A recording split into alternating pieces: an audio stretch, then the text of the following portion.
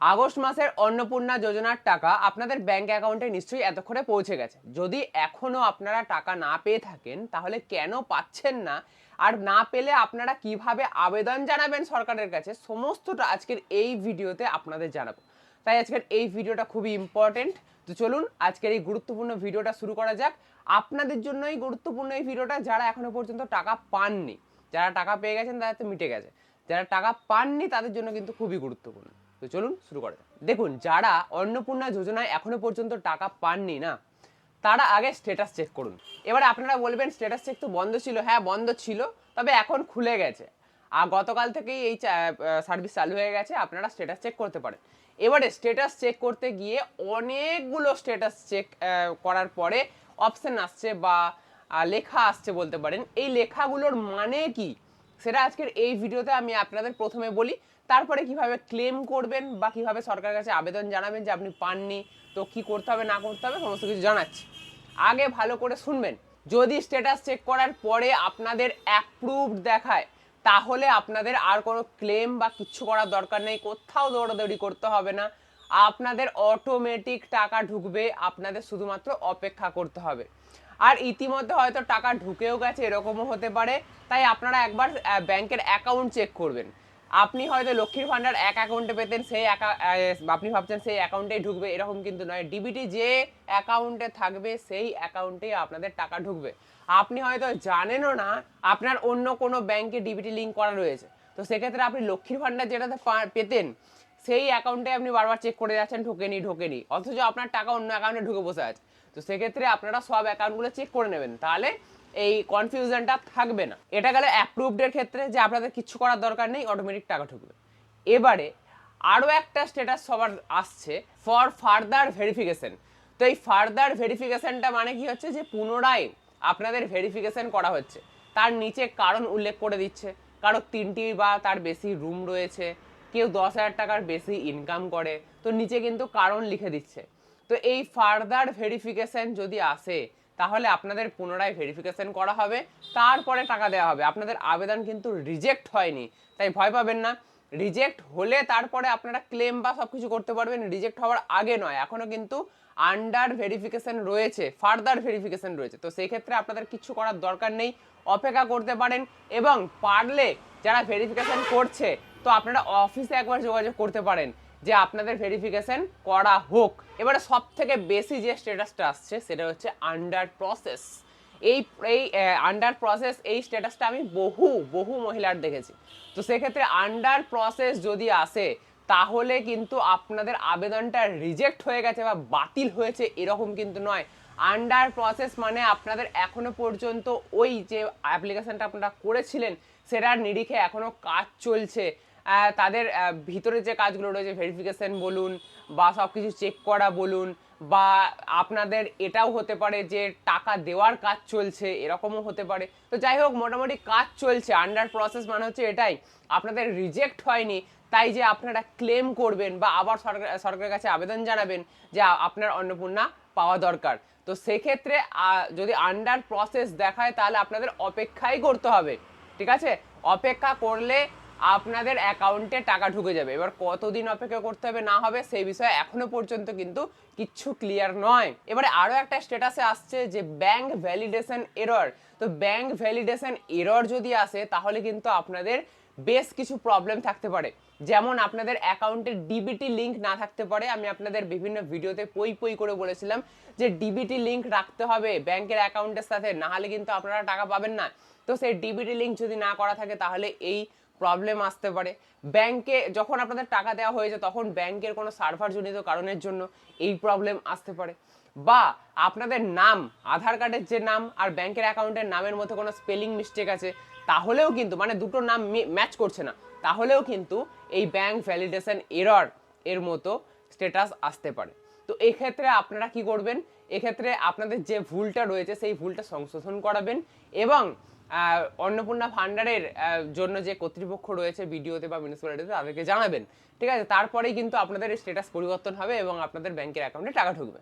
ঠিক আছে, এরপরে সব থেকে গুরুত্বপূর্ণ রিজেক্টেড। যদি আপনাদের আবেদন কোনো না কোনো কারণের জন্য রিজেক্ট বা বাতিল হয়ে থাকে, এরকম কোনো স্ট্যাটাস আসে, তাহলে আপনাদের পুনরায় সরকারের কাছে আবেদন জানাতে হবে যে আপনি পাওয়ার যোগ্য, এবং কি কারণে পাওয়ার যোগ্য সেটাও সরকারকে জানাতে হবে। তার নিরিখে ডকুমেন্ট দিতে হবে এবং তারপরে সেটা সাবমিট করতে হবে। সেটা অনলাইনে সবটা করা যাবে, আমি দেখাবো যে কিভাবে আপনারা করবেন না করবেন, সমস্তটাই দেখাবো এই ভিডিওতে। তো আপনারা সরকারের কাছে ক্লেম করতে পারেন যে আমার আবেদনটা রিজেক্ট হয়েছে, কিন্তু এটা ভুল করে হয়েছে, আমি পাওয়ার যোগ্য, আপনারা ভেরিফিকেশন করুন। তারপরে আপনাদের ভেরিফিকেশন হবে এবং আপনাদেরকে টাকা দেওয়া হবে। সরকারের পক্ষ থেকে ভুল হতেই পারে, তাই না? তো সেক্ষেত্রে সরকার থেকেই জানানো হয়েছে, যদি কোনো ভুল হয়ে থাকে তাহলে আপনারা নিজেরাই আবেদন করতে পারেন এবং আবেদন করে সরকারকে জানাতে পারেন যে আপনি পাওয়ার যোগ্য। তো সেটা কিভাবে করবেন না করবেন চলুন দেখে নেওয়া যাক। দেখুন, আবেদন জানাতে হলে আপনাদের সবার প্রথমে স্ট্যাটাস চেক করতে হবে, অর্থাৎ আবেদন আপনি সেখান থেকেই করতে পারবেন যেখান থেকে আপনি অন্নপূর্ণার ফর্ম ফিল আপ করেছিলেন। তো কিভাবে করবেন?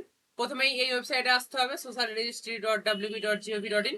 এখানে এসে আপনাদের জেলা সিলেক্ট করবেন, তারপরে যে মোবাইল নাম্বারটা দিয়ে আপনি অন্নপূর্ণা ফর্ম ফিল আপ করেছিলেন সেই মোবাইল নাম্বারটাই দেবেন, নাহলে কিন্তু হবে না। তো এখানে মোবাইল নাম্বারটা দিয়ে দেবো আমি। এরপরে এখানে দেখুন ক্যাপচা রয়েছে, এই ক্যাপচা আপনাদের এখানে দেখে দেখে ফিল আপ করতে হবে, যেটা রয়েছে এখানে সেটা ফিল আপ করতে হবে। তারপর রিকোয়েস্ট ওটিপি অপশনে ক্লিক করে দিতে হবে। আমি এখানে ওটিপিটা দিয়ে দিচ্ছি। ওটিপি দেওয়ার পরে আমি এখানে ভেরিফাই অ্যান্ড কন্টিনিউ অপশনে ক্লিক করে দেবো। এখানে আপনারা দুটো অপশন পাবেন, একটা হচ্ছে ট্র্যাক অ্যাপ্লিকেশন, এখান থেকে আপনারা স্ট্যাটাস চেক করতে পারবেন, আর একটা রয়েছে অবজেকশন অ্যান্ড ক্লেম। এই অপশনটাই কিন্তু গুরুত্বপূর্ণ, এই অপশনে গিয়েই আমি দেখাচ্ছি কিভাবে আপনারা ক্লেম করবেন যদি না পেয়ে থাকেন এখনো অন্নপূর্ণা তাহলে। তো এখানে ক্লিক করলাম। এখানে ক্লিক করার সাথে সাথে দেখতে পাচ্ছেন নিচের দিকে কয়েকটা অপশন খুলে গেছে। এখানে দুটো অপশন রয়েছে, যে কারো বিরুদ্ধে আপত্তি আর আবেদনকারীর দ্বারা দাবি। তো আপনারা এই ক্লেম বাই অ্যাপ্লিকেন্ট এই অপশনেই কিন্তু ক্লিক করবেন, মানে আবেদনকারীর দ্বারা দাবি, এখানে কিন্তু নয়, ঠিক আছে? তো এইখানে ক্লিক করার পর এখানে এবার আপনাদেরকে আপনাদের পুরো ডিটেলস দেখিয়ে দেবে, আপনাদের আধার নম্বর, আপনাদের অ্যাড্রেস, হ্যাঁ, আপনাদের ফ্যামিলি মেম্বার কজন রয়েছে না সমস্ত কিছু এখানে দেখিয়ে দেবে। এবারে আপনি কার, এখানে ফ্যামিলি মেম্বার দেখাচ্ছে, দুজন দেখাচ্ছে আমার ক্ষেত্রে, আপনাদের ক্ষেত্রে আপনাদের ফ্যামিলি মেম্বার যতজন থাকবে ততজন দেখাবে। এবারে ধরুন যে পায়নি আর কি, আপনি তার জন্য তো আবেদন করতে চাইছেন, তো সেইটা আপনি এখান থেকে চুজ করবেন।